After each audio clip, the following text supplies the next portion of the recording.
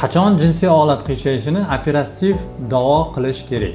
Qisqacha hozir jinsiy olat qiyshayshi bilan operativ davoga ko'rsatmani aytib o'taman. Jinsiy olat qiyshayishini ikki xil sabablari bo'lishi mumkin. Bu bittasi tug'ma sabab, ikkinchisi orttirilgan. Tug'ma sababda agar jinsiy olat qiyshayshi tug'ma, ya'ni yoshligidan tug'ilgandan beri bo'ladigan bo'lsa, buni to'g'ridan-to'g'ri ko'rsatma operativ davoga.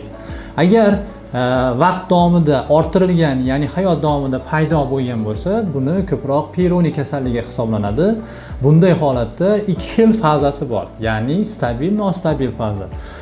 Nostabil fazada operativ davo tavsiya etilmaydi. Bu fazada faqat konservativ lecheniya qilinadi stabil fazaga o'tguncha. Bu muddat 6 oydan 1 yilgacha davom etishi mumkin.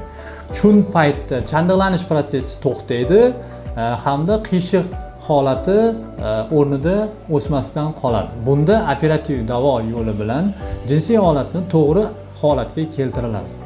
Shunda jinsiy olatni qiyshayishi keyinchalik qaytalanmasligi mumkin.